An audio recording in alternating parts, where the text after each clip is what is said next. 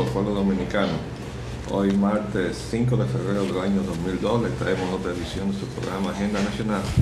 Les llega por este multimedio de Radio América, Canal 45 UHF, Canal 45 de varios sistemas de cable en el área metropolitana y desde luego a través de Radio XZ Podcasting Nacional en sus 730 kilociclos de amplitud modulada. Se retransmite de lunes a viernes de 11 a 12 meridiano por esta emisora y se retransmite todas las noches de 12 a 1 de la madrugada por la misma emisora. Les habla Leopoldo Espaillat Nanita y para llevar adelante el programa contamos como siempre con la ayuda y colaboración de nuestro amigo, el licenciado Roger Logando Piña. Roger. Muy buenos días, Leopoldo. El presidente viaja. Sí, está ya de camino. Sí. Debe haber llegado. Es una visita muy corta. Ajá. Dice que te estará de vuelta esta tarde. Es una reunión del CARICOM. Yo quisiera recalcar lo que hemos dicho con relación a el país y los esquemas de integración. Hay una condición sine qua non para que estos esquemas o estos propósitos de integración sean exitosos. La integración tiene que ser total. Tiene que haber una integración hacia adentro para que pueda ser exitosa la integración hacia afuera. Una nación desintegrada internamente, y cuando decimos desintegrada, queremos decir que el modelo económico no integra a la población. Entonces tiene a una parte de la población marginada, una parte de la población mínima que se beneficia del modelo económico, y el resto o la parte principal se la llevan inversiones extranjeras. Entonces ese es un modelo de desintegración interna de la economía. Con una situación así, no es posible lograr una exitosa integración hacia afuera, porque se va a reproducir hacia el exterior lo mismo que se tiene internamente. Habrá exclusiones, habrá marginación, habrá participación limitada, habrá sectores perjudicados, la mayoría, y algunos, minorías, se va a beneficiar de esa integración. Entonces, hay que tener presente esto, además de que ningún gobierno tiene el derecho de ir a negociar el patrimonio de su empresariado, de su economía, el resultado de años y a veces generaciones de esfuerzo para crear un aparato productivo y organizarlo, para que un funcionario desaprensivo, como los que envió el gobierno anterior de Leonel Fernández a negociar todos estos esquemas, vaya a decir que van a abrir la frontera arancelaria del país para que quiebre el aparato productivo nacional. Eso no lo debió hacer el gobierno anterior y tampoco lo debe hacer este gobierno. O de que se van a conceder ventajas comparativas de importación de productos que son autosuficientes en cuanto a abastecimiento se refiere para el país, como es la leche con Costa Rica y la pechuga de pollo con Nicaragua, que coincidencialmente esos dos presidentes están también asistiendo como observadores, al igual que el presidente Hipólito Mejía en el encuentro de Belice. Pero tú lo acabas de decir, esos presidentes centroamericanos son observadores. Uh-huh. En un esquema. Bueno, porque se va a hablar de CARICOM, sí, ¿no? Por eso. Pero si tú vas a hacer una reunión centroamericana, resulta que los centroamericanos no están de acuerdo. No están de acuerdo entre ellos. ¿Entre tampoco. ellos? Uh-huh. Entonces, ¿cómo se va a buscar una integración hacia afuera? Entonces se va a ir a una negociación país por país. Entonces, ¿para qué se va a negociar con el bloque? ¿Para qué es el Parlacén? Para que unos cuantos soquetes se ganen un dinero sin trabajarlo, en dólares, aquí en la República Dominicana. Entonces, vamos a ver. El caso Schuller. Bajo extrema seguridad, Schuller salió anoche a entregarse en Francia. Seguidores de Chirac molestos. Bueno, tú decías que él iba a imitar a Carlos Andrés, ¿no?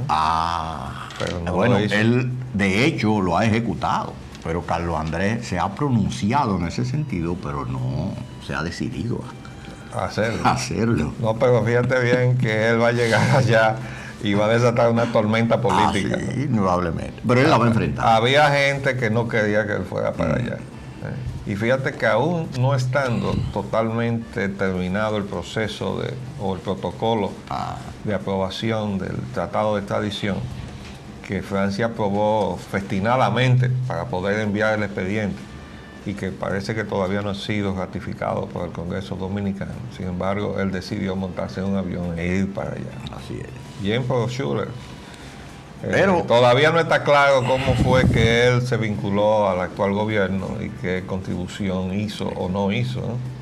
Aparentemente sí tenía relaciones, porque yo tengo una confirmación confidencial. Sí, que no puedo revelar por la televisión. Que me afirmó que ese señor era de la confianza en el círculo de ciertas autoridades altas de este gobierno. Muy alta. No voy a revelar. Claro. Pero ustedes se la pueden imaginar. Pasamos a Haití. La declaración presidencial. Dice el presidente Hipólito Mejía que va a conceder la ciudadanía a los haitianos nacidos en la República Dominicana. Esto está en el marco de una entrevista que le ha concedido el presidente Mejía a la periodista Acela María Lamarche. Aquí hay una fotografía en primera plana del presidente que a mí me parece muy poco apropiada, porque de verdad que está muy bien que esta no sería la primera vez que se hace ese tipo de entrevistas, donde una periodista o un periodista acompaña a un personaje toda su trayectoria de un día para retratar lo que es la vida de ese personaje de la política o del ámbito económico, qué sé yo, donde tenga la jerarquía ganada ante la opinión pública. Pero presentar al presidente lavándose las manos, eso es como una cosa tan íntima que no me pareció apropiado. Que hubieran reproducido eso. Pudieron haberlo presentado descansando en una salita, conversando con la periodista, viendo la televisión o qué sé yo. Pero me parece que esto no debió ser. Pero bueno, eso no tiene trascendencia. Lo trascendente es la declaración que la periodista dice que él dio, porque ella pone este titular: Mejía dará ciudadanía a los haitianos nacidos en el país. Vamos a ver qué dijo él. Dice aquí, en la pregunta: en caso de los hijos de ciudadanas haitianas que dan a luz en territorio dominicano, ¿qué nacionalidad deben tener a su juicio esos niños? Y el presidente contesta: no es que tengan ni no tengan. Yo lo que sí sé es que están en nuestras escuelas y les dan un tratamiento de dominicano. Sería inhumano si yo no lo hago. Si renuncian a su ciudadanía y si se hacen dominicanos y se van a quedar aquí, yo los considero dominicanos. Esto es a los que están más o menos en un estatus legal. Hemos sido consecuentes con la aceptación en las escuelas. Yo le quiero decir al presidente que en un estatus legal no se puede estar más o menos. Usted o está o no está. No puede haber nadie que esté más o menos en un estatus legal. O más o menos ilegal. Es igual que tú digas fulano de tal así, ese es más o menos ladrón. O es o no es. Entonces, el problema de nosotros es precisamente que el presidente está aceptando en las escuelas a los hijos de haitianos. Y se están aceptando en los hospitales a los haitianos. Entonces, ¿de qué sirve que las Fuerzas Armadas hagan el esfuerzo de sellar la frontera, como anunció el secretario de las Fuerzas Armadas? Porque el aliciente de venir a la República Dominicana y ver sus necesidades atendidas con el presupuesto de los dominicanos, no con el presupuesto de los organismos internacionales, ni de las grandes potencias responsables de la pobreza de Haití, junto con esa oligarquía que ahora quiere venir a invertir a la República Dominicana con la complacencia de algunos grupos económicos de este país, dueños de medios, ¿verdad? No, vengan a invertir a la República Dominicana, después que se cagan aquello. No, que se vuelvan allá y que no puedan salir de allá hasta que no cumplan con la función social para la cual se acumula el capital, que es crear trabajo. Porque sino que le pregunten al Papa cuál es la obligación social o el compromiso social del capital. Se lo pregunten a la Iglesia Católica o a cualquier iglesia. Tenemos que referirnos a la católica porque es la nuestra. Entonces es muy cómodo. No. Incluso hay sectores de la Iglesia Católica que están comprometidas con la fusión, como la pastoral, como hemos dicho. La pastoral haitiana es República Dominicana. ¿Y qué hace la pastoral haitiana aquí? Es allá que tiene que estar. Entonces, esto hay que verlo con preocupación, porque hemos mostrado las declaraciones que le dio el presidente Hipólito Mejía a una prensa puertorriqueña el día antes de tomar posesión de su cargo en la República Dominicana, el 15 de agosto del año 2000, donde él decía, le vamos a dar la nacionalidad a los hijos de haitianos. Y yo lo he mostrado aquí varias veces. Que por cierto, tengo que agradecer el envío de ese documento, la reproducción de esa declaración, porque yo no la tenía. Alguien se preocupó de hacerla llegar a nuestras manos. Entonces uno tiene que preocuparse por aquello de que las palabras se las lleva el viento, ¿verdad? Entonces, la realidad es que nos están imponiendo la fusión y el presidente la está aceptando. Porque aún con esta declaración de que no es que tengan ni no tengan, bueno, pues el presidente tampoco se puede lavar las manos sobre si se cumple o no se cumple con la ley, porque él juró hacer respetar la Constitución y las leyes. Ese es el deber de su cargo. Entonces, si él no hace cumplir la Constitución y las leyes en lo que respecta a esto o a todo lo demás, él está incumpliendo con los deberes de su cargo, y esa es una situación grave en la cual no debe caer el presidente Mejía. Entonces, yo sé que él le gusta hablar en una forma así, ¿no?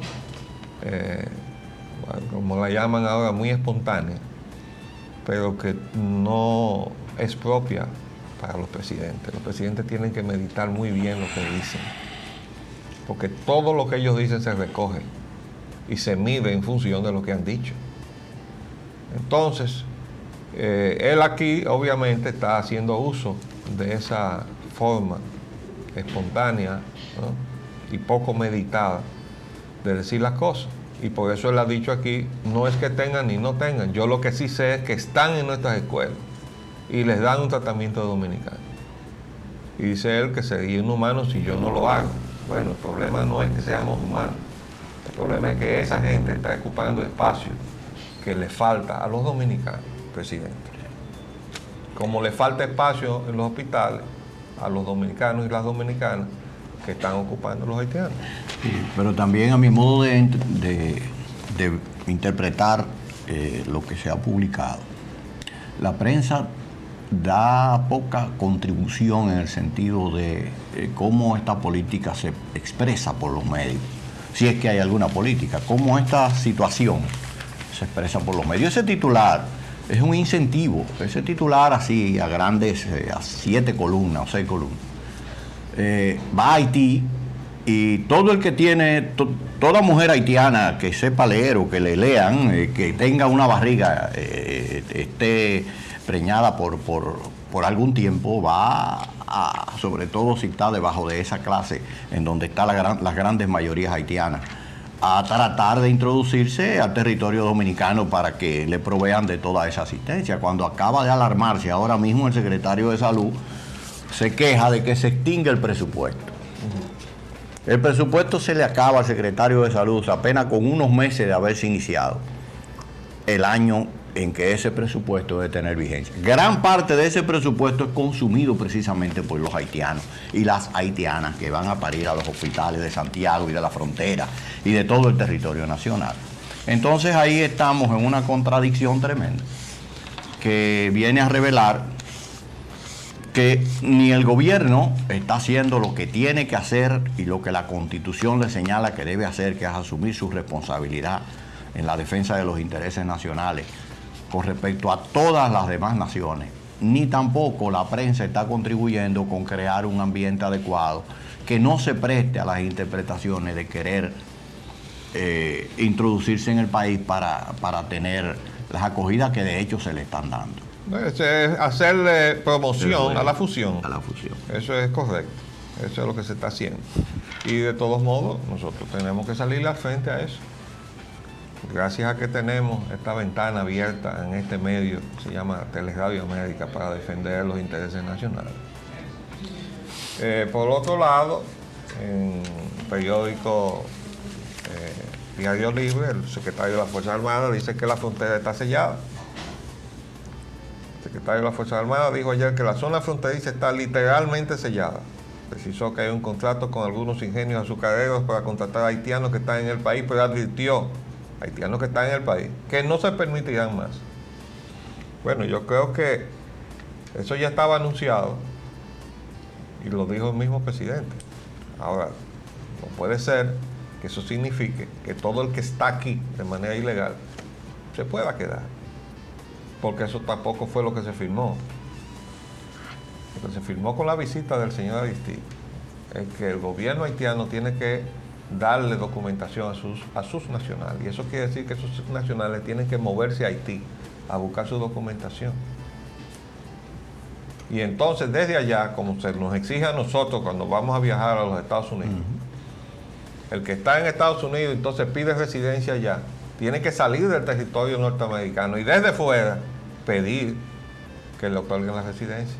No con una visa de paseo, quedarse allá y desde allá adentro pedir la residencia. ¿O no es así? Así mismo es como usted dice. Entonces, ¿y por qué Eso la acabó regla hace tiene mucho que ser tiempo. distinta para los haitianos? Entonces, los norteamericanos, que han sido también factor de presión para esta asimilación forzosa, tienen que entender que la doble regla, lo que ellos llaman el double standard, no es aceptable. Como ellos no lo aceptan, nosotros tampoco. Tiene que haber una sola regla para que haya autoridad moral para aplicarla. Ahí vienen los temas de análisis ahora. La tasa de cambio entra en el primer lugar de estos temas. Bancos comerciales a 18,22. Agencia de cambio a 17,65. Hoy martes, inyecciones de dólares no bajan la tasa de cambio. El Banco Central envía 20 millones de dólares más al mercado cambiario, pero vía los bancos comerciales. Pero parece que ya van por 80. Ya van por 80, exactamente. El dólar inicia la semana con tendencia al alza. Ahora viene esta parte. El alza del dólar podría sentirse en los combustibles, Bueno, imagínense en la usted economía. esta del espiral país. ustedes saben que en la economía estos incrementos lo que hacen es que se multiplican, ¿no? Usted incrementa el precio de los combustibles porque eso es consecuencia del incremento de la tasa de cambio, y cuando usted viene a ver todos los productos que llegan a la casa o a los hogares dominicanos se han multiplicado varias veces en ese incremento. La cadena inflacionaria. Entonces, ahí vamos a parar con esta insensatez desde el punto de vista dominicano, ¿no? Porque desde el punto de vista de otros intereses, lo que el Banco Central está haciendo está muy bien. Eso es lo mismo que está pasando con la Argentina, ¿no? Que todo depende del cristal con que usted lo mire. Entonces aquí hay gente que está viendo muy bien lo que está haciendo el Banco Central, pero el resto de los dominicanos tenemos que verlo muy mal, porque eso lo que hace es empeorar la condición de vida de los dominicanos. Entonces, dice aquí, el alza del dólar podría sentirse en combustible. Uno de los factores que influye en la fijación del precio de los combustibles es precisamente la tasa de cambio. Entonces, dice el reportaje que si eso no se ha reportado, no se ha dejado sentir ya, es porque se ha conjugado con las bajas que ha tenido el petróleo. Entonces es una cosa como de loco. Lo que pasa es que el Banco Central es parte de esa conjura que está destinada a entregar la economía dominicana, que comienza porque el Banco Central se suicide como institución y diga: yo no estoy aquí para cumplir lo que mi ley orgánica me estipula, que es controlar los dólares. Entonces yo voy a dejar de controlar cada vez una proporción mayor de los dólares que deberían entrar y fiscalizarse en la economía dominicana, para acabar de justificar que yo como institución no debo existir. Y de paso, cuando ya el Banco Central no tenga razón de ser, tampoco tendrá razón de ser la moneda dominicana. ¿Ah? Y entonces iremos a la dolarización que andan buscando alguna gente. No la dolarización de la paridad. No. De decir, el peso dominicano está a la par con el dólar. Que así fue que comenzó la moneda dominicana en el año 47. ¿No fue así? Sí, señor. Entonces, vamos a ir a la fase anterior, a la salida de la moneda dominicana, que era que aquí se corría como moneda el dólar. Y eso lo andan buscando alguna gente. Aunque hay que decir que ni las autoridades monetarias de los Estados Unidos, ni el secretario del Tesoro de los Estados Unidos, están auspiciando ese tipo de dolarización, porque eso tiene sus complicaciones también para los Estados Unidos. Para la economía norteamericana, directamente. Esa vinculación tan ya definitiva y directa con la economía norteamericana la supone entonces ser al mismo tiempo víctima de cualquier vaivén del sube y baja de sus dólares en las manos de otros países que no tienen ni cumplen todos los estándares que ellos estipulan para el manejo de su moneda. ¿Cuáles son esos estándares? Digo, los estándares de la moneda norteamericana. ¿Pero tú crees que se están respetando ya? No, indudablemente que ellos mismos allá ni siquiera las respetan porque ellos hacen emisiones monetarias sin ningún valor y en un grado superlativo. Tú sabes lo que están haciendo, ¿eh? La moneda norteamericana se está emitiendo en función del Producto Nacional Bruto. Y el Producto Nacional Bruto registra el crecimiento de las inversiones norteamericanas en el planeta. Que ya yo le he mostrado aquí, en el año 81, para el 82, para enero del 82, o sea, en fines del 81, se había estipulado un nuevo indicador estadístico que se llama el Producto Doméstico Bruto. ¿Por qué?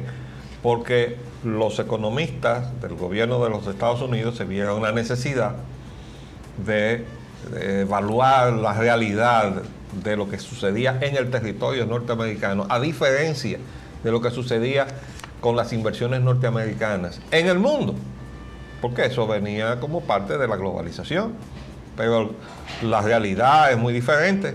Es como decirle a los norteamericanos, no, pero aquí no hay problema, el Producto Nacional Bruto está creciendo, pero está registrando las ganancias de las empresas norteamericanas en todas partes del planeta, mientras allá las empresas están quebrando producto de toda la situación de estancamiento. Están teniendo pérdidas. Que van también un círculo vicioso, reduciendo la capacidad de compra del mercado norteamericano y terminan entonces desapareciendo más empresas y habiendo más desempleados que van a pagar al presupuesto de los Estados Unidos, que ya es deficitario. Entonces tienen que darle el auxilio de desempleo y una serie incrementar de los gastos presupuestarios. Y entonces eso... Y hasta subsidios también. Eso produjo en gran medida esa deuda acumulada que yo le mostré. Yo traje hoy los datos de dónde está el déficit del presupuesto, el déficit proyectado para este año 2002, de lo que va a ser el ejercicio del gobierno de Estados Unidos. ¿Por qué? Porque con el gasto en que se ha embarcado el gobierno, sobre todo en la parte de combate al terrorismo, hacia afuera y hacia adentro. El gasto militar y de seguridad. Y de una marcha, yo diría, bastante ya definida hacia una economía de guerra. Sí. Eso lo que va es a llevar otra vez al presupuesto de Estados Unidos a un déficit anual que fue el que se acumuló en la tremenda deuda de los 5 trillones, que ya .9, que ya está casi en los 6 trillones. O sea, ahora veremos más adelante por dónde anda el gasto de los Estados Unidos. Y ese déficit siempre y cuando no se embarquen en otra aventura antes de que finalice el año presupuestario. Bueno, el alza del dólar podría sentirse en los combustibles. Bueno, la economía dominicana, los bonos soberanos. El gobierno elabora un reportaje de la deuda global. En lo inmediato no se contempla acudir otra vez al mercado de capitales. Bueno, estos son de las cosas que hemos venido reclamando. Digo, bueno, pero ¿y dónde está el informe? Resulta que el informe Lo están elaborando. no está, y dice ahora el secretario técnico de la presidencia, porque antes habló el secretario de Finanzas y dijo, el informe hace un mes que está listo, esperando que el presidente autorice a que se publique. ¿Verdad? O sea que el presidente, según estos funcionarios de su gobierno, es el culpable de que no haya salido ese informe. Dice ahora el secretario técnico, el gobierno elabora un reporte de la deuda global. Pero que para hablar de esas cosas hay que comer pescado. Hay que tener buena memoria. Hay que tener buena memoria. Dice, en lo inmediato no se contempla acudir otra vez al mercado de capitales. En lo inmediato, dice el señor Calderón. ¿Por qué dice él que en lo inmediato? Porque inevitablemente, de acuerdo al plan que se trazó, nosotros íbamos a ir a recurrir ahí a ese mercado a buscar más. ¿Por qué? Porque ya lo explicó el mismo Andy Laguardia, que fue el autor intelectual de todo esto. El pago de estos bonos soberanos está planteado hacerlo con otra emisión de bonos soberanos para que no salgamos nunca más de manos de los usureros internacionales. ¿Cómo caen los empleados públicos, los pobres, cuando tienen que recurrir a un usurero de esto? Y en cada emisión el señor de Guajer tendrá su cada vez su que él comisión. coloca una cosa de esa, él y quien sea. No, los intermediarios de la...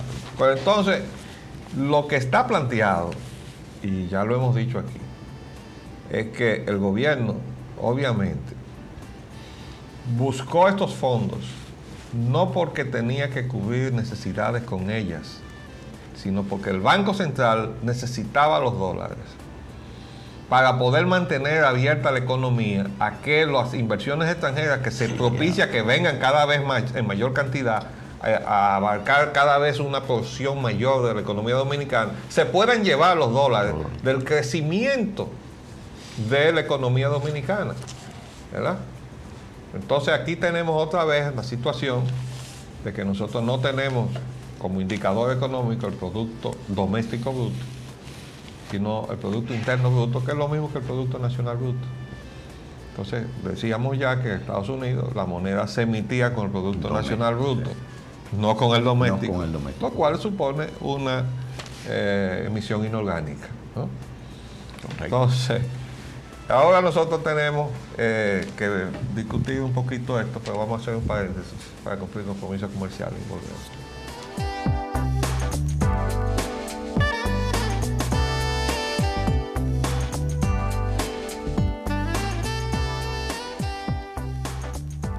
Bueno, mira lo que dice el secretario técnico Rafael Calderón. Dice, al referirse al informe sobre los bonos soberanos, expresó que la comisión que trabaja con el seguimiento al uso de esos fondos tiene al día los informes correspondientes respecto a la inversión de cada centavo. Puedo asegurarte, dice él a la periodista, que esos fondos están destinados 100% a lo que establece la ley, a proyectos iniciados o de inversión de carácter productivo, de infraestructura, con una tasa de retorno de 9.5% anual. El funcionario refirió que todos esos proyectos cumplen con eso sin problema y esos informes hay que mantenerlos al día y se van a publicar a partir del momento que el presidente considere oportuno y prudente hacerlo. No depende de nosotros, dice. El jefe de Estado sabrá en qué momento lo dará a conocer. Bueno, ¿y cuál es el misterio con este asunto? La secrecidad. ¿Cuál es el misterio? ¿Por qué no se les responde a los cuestionamientos que han surgido, que ha determinado que incluso él insista ahí en la declaración, en la entrevista esa, de que que él quiere que tranquen a Camilo? Ajá. ¿No? Bueno, ¿y por qué no se le da como mentis la publicación de este documento, que está llamado a dar no solamente cuenta de lo que se ha invertido, sino de lo que se piensa invertir y en qué se piensa invertir? Entonces, ese es el problema. Yo digo que ellos están ganando tiempo porque ese ejercicio no estaba hecho. Y están buscando cómo resolverlo. Y parece que le está dando trabajo porque cada día que se retrasa la publicación de ese documento es un día más en que el gobierno queda mal parado ante la opinión pública. respecto de cómo es que se están usando los recursos, tanto de ingresos fiscales como de los endeudamientos que ha hecho el Estado. Y los bonos soberanos es una forma de endeudamiento. Hay razones suficientes. Entonces, definitivamente, tenemos que decirle al secretario Calderón que esas declaraciones que ha dado tanto él como el secretario de Finanzas, de que todo eso está, pero que está a la espera de que el presidente quiera autorizarlo, no es satisfactoria para el gobierno. Eso no hace quedar bien pagado al gobierno dominicano. Eso no es verdad. Y le está cargando el dado al presidente de la República, ¿no? Dicho sea de paso. Porque eso lo que está diciendo es que si no se le está diciendo al país la verdad, es porque el presidente de la República no se la quiere decir. O eso es lo que ellos quieren dar a entender con eso, los funcionarios del gobierno. Estas son las cosas que después crean problemas. Clima social respecto a esta cuestión. El asesinato del senador Gómez vuelve a tener preeminencia. ¿Hay en verdad un autor intelectual de la muerte del senador Gómez? Bueno, yo vi esta cobertura que le dio Última Hora a la situación y realmente eso ha caído ahora en una especie de limbo, de incógnita, ¿no? Pero yo no creo que las cosas puedan llegar al extremo de preguntarse de si hay en verdad un actor intelectual, porque eso supondría que esa muerte se produjo por la iniciativa de esos delincuentes que aparecieron ahí como autores materiales. Entonces ya eso es ir demasiado lejos, tratar de colarnos a los dominicanos esa intención de vendernos a los autores materiales como también a autores intelectuales. Además, les vamos a insistir que tienen que investigar hasta sus últimas consecuencias. ¿De quién es el negocio de matar? Aquí hay alguien que tiene el negocio de matar y tiene un equipo del cual por lo menos esa es una parte. ¿Por qué? Porque los recluta en la penitenciaría. Saquen a fulano, princesa y sutanejo para que hagan este encarguito. ¿Quién fue que hizo esa tarea? Eso es lo que tiene que ponerse en claro. Claro, de paso tienen que investigar quién le dio el contrato, el millón, porque ahora se resulta de las investigaciones que se han hecho que solamente habían ido a pagar a manos de los actores materiales 50,000 pesos. 50,000 pesos. Entonces, le está dando tanto trabajo que igual quién dio los 50,000 pesos. Porque si le llegó 50,000 pesos, de alguna parte le llegaron. Claro. Además está por en medio. Aquí hay otra información que dice que el juez de instrucción apoderado del caso investiga si es cierto o no que poco antes de este crimen se produjo una acalorada discusión entre este legislador y un familiar de un alto dirigente del Partido Revolucionario Dominicano. Y que con ese objetivo el magistrado Nelson Rodríguez Solís ha citado para este martes a las 9 de la mañana al periodista Saúl Pimentel, director del noticiero TVC, de quien se dice habría presenciado esta discusión. Bueno, además hay que recordar que el hijastro del senador Gómez dijo, si me aprietan, voy a decir lo que yo sé. Y nosotros insistimos en que lo aprieten para que diga lo que él sabe. Porque lo que hay que hacer es aclarar esa monstruosa muerte. Y ahora dentro de ese mismo ámbito entramos a la corrupción, en donde un sacerdote cree que la corrupción se asoma en el gobierno del presidente Hipólito Mejía. Se asoma. Sí, bueno, un sacerdote está descubriendo América en el año 2002. Porque él es muy modesto. Él dice, sacerdote cree que la corrupción se asoma. O sea que él es muy cauto, ¿no? Sí, muy comedido. Comedido. En su expresión. En realidad, la corrupción está.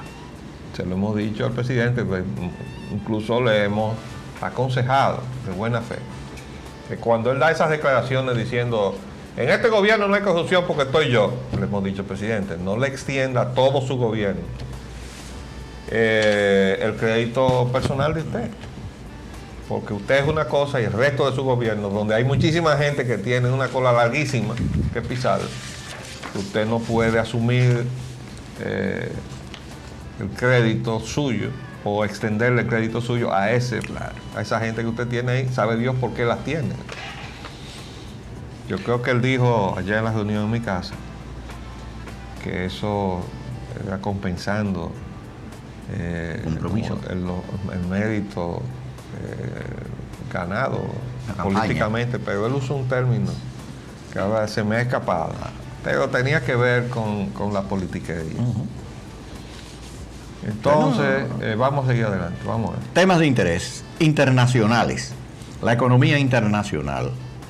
Ataque a Irán de parte de los Estados Unidos, desde luego, llevaría petróleo a $50 el barril. Aguanta ahí. ¿Ustedes se imaginan que el gobierno de Bush cometa la insensatez, impulsado por intereses petroleros de los Estados Unidos, que quieren ver subir el precio del petróleo, de atacar a Irán y que el petróleo se dispare a $50 el barril? Ustedes saben lo que va a pasar, que lo que le queda de vida a esa economía de los Estados Unidos va a desaparecer bajo el peso del impacto de un petróleo a $50. Porque es que el apetito de ganar dinero que se vio en la Enron y ahora se refleja nada menos que en la AES, y en porque Caico. Las informaciones que traemos ahora de lo que está pasando en la bolsa de valores es que se está tambaleando la confianza en el sistema. Ya lo habíamos advertido aquí. Pero ¿qué va a pasar con los inversionistas de buena fe? Porque por ahí hay gente que juegan en la bolsa, pero no están corriendo ningún riesgo, porque son gente que se mueven solamente sobre la base de las informaciones que reciben. Sí. Los que van de buena fe a jugar en la bolsa es otra cosa. Y esos son los que pierden casi siempre hasta la camisa.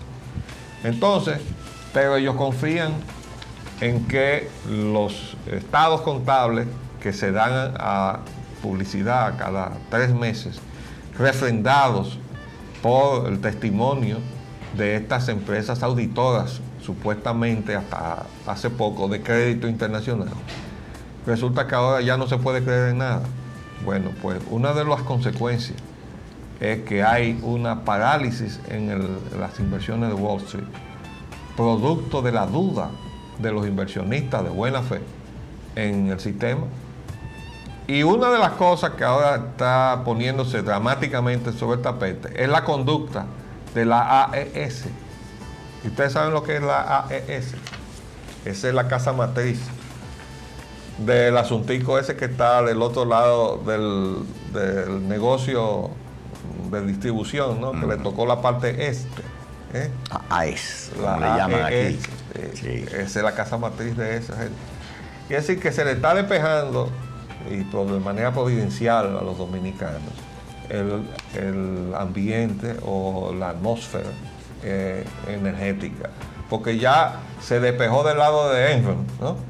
Casa matriz de Enron, que todavía aquí en la postrimería del lío le estaban pagando $16 millones, que yo pedí públicamente y lo hice también por una comunicación oficial a algunos de los funcionarios de este gobierno, que se investigue por qué. Porque ¿cómo se justifica si ya se sabía que iba en quiebra esa empresa, que el gobierno saque $16 millones para pagarle al Smith Enron? Bueno, pues ahora la AES tiene la barba en remojo. ¿Producto de qué? Porque se está investigando la conducta de todas las grandes empresas y además de las auditoras. Entonces, eso es lo que hay, afortunadamente para todos nosotros, porque estos son asaltantes que vienen aquí. Por eso estuvimos de acuerdo con la caricatura que le hicieron al señor Kevin Manning. Decíamos que no parecía adecuado que en un documento oficial apareciera una caricatura, pero la caricatura en sí, la personificación que se hizo de la personalidad, ¿no?, del señor Kevin Manning como un pirata, él no estaba lejos de la verdad. Él y todos los que vienen como él a asaltar aquí a los pobres países del tercer mundo, que como nosotros, entonces somos las víctimas del modelo de expoliación.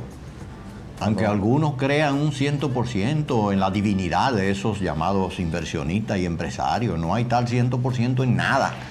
Y así también aparecen, como ahora se están descubriendo en todas estas empresas, grandes empresas y evaluadoras y tasadoras de los valores que el país posee, que no hay nada de buena fe, ni lo hubo nunca. Y que entonces nosotros tenemos que revisarnos a nosotros mismos y adoptar otras conductas y otra modo de actuar frente a este tipo de personas, porque nosotros somos muy dados y muy abiertos a acoger a esta gente desde que llega como si fueran dioses que aterrizaron en un platillo volador como cuando los indios estaban en la precolonización. Ahora, hablando un poco de la Enron.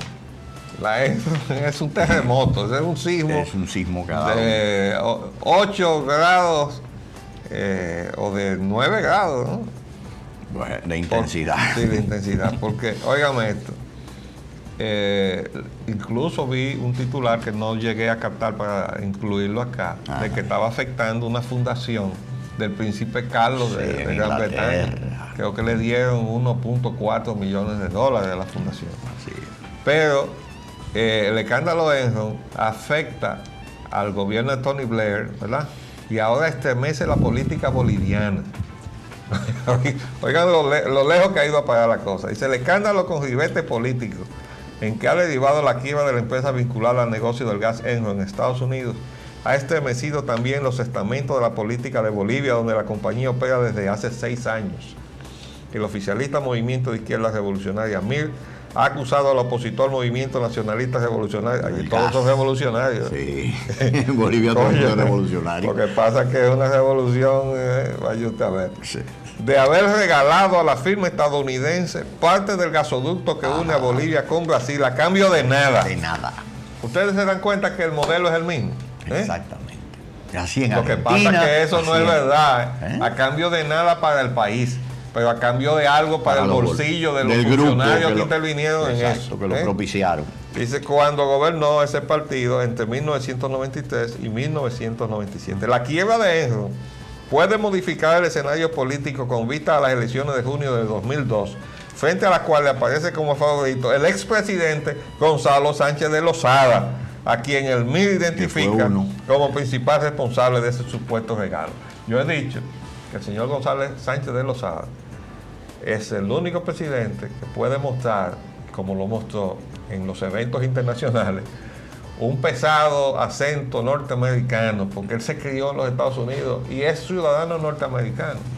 Su padre participó en la política boliviana y tuvo que irse de Bolivia a refugiarse en los Estados Unidos, donde se crecieron y se desarrollaron sus hijos. Y este hijo vino como ministro de Economía del gobierno de Paz Extensor.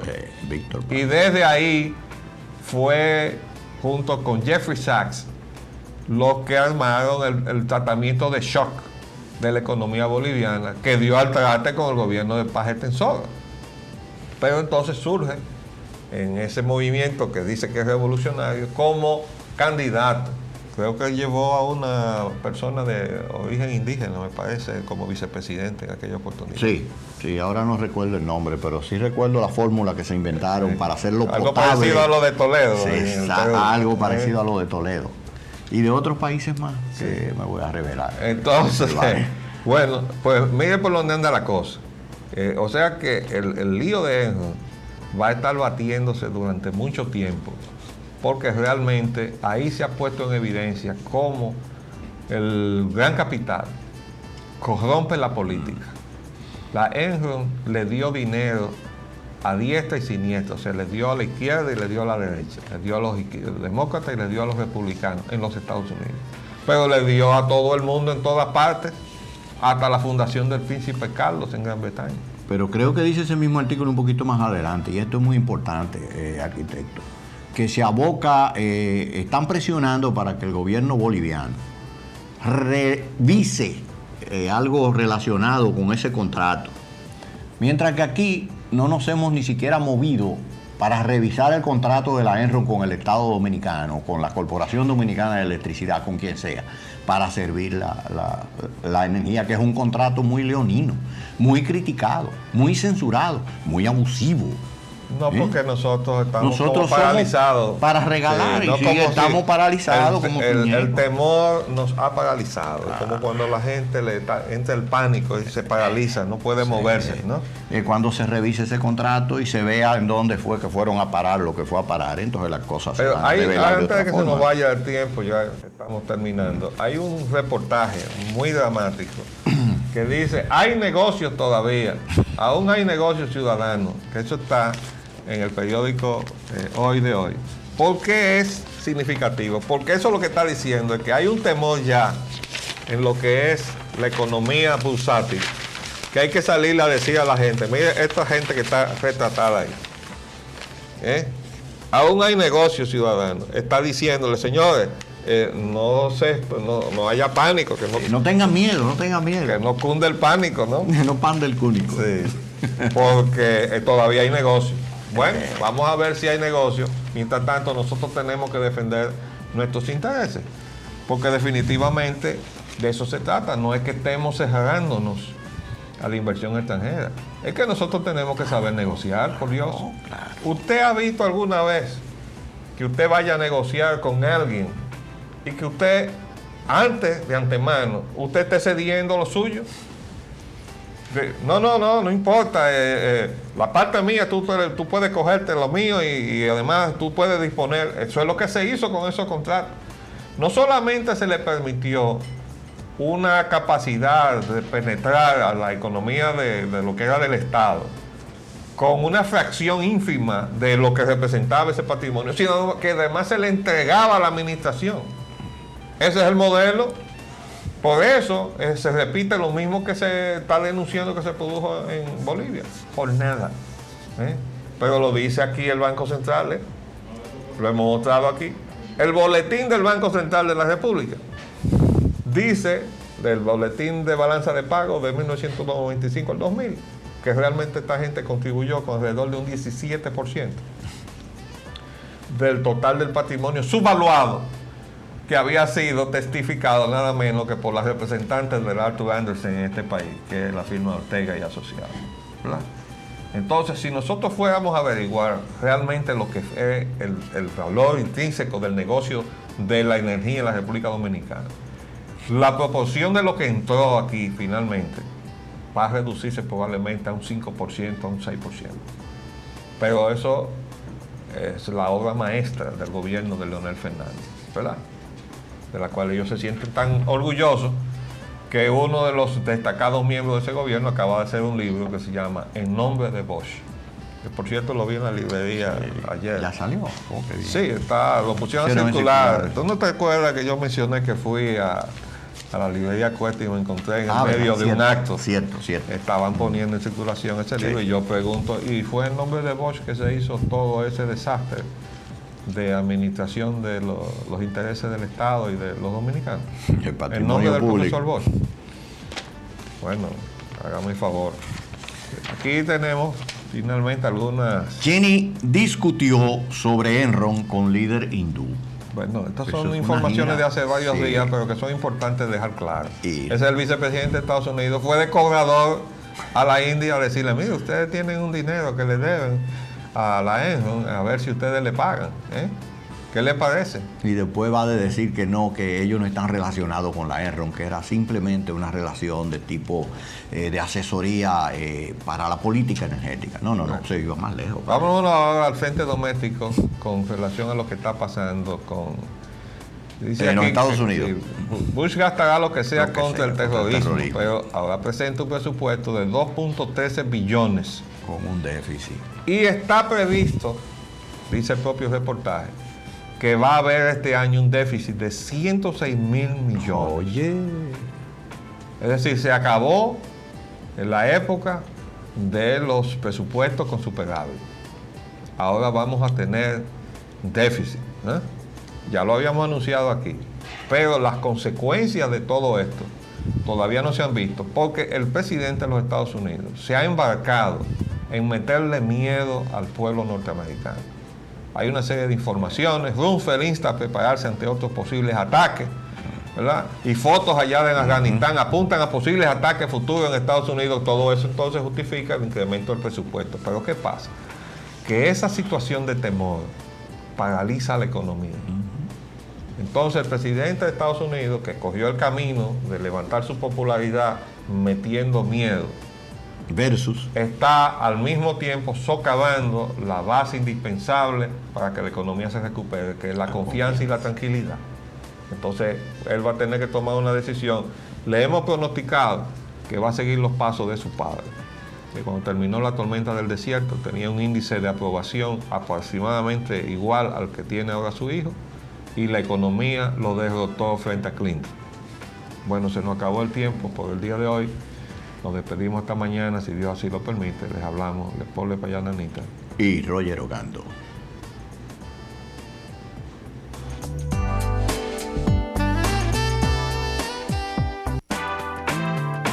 De lunes a viernes,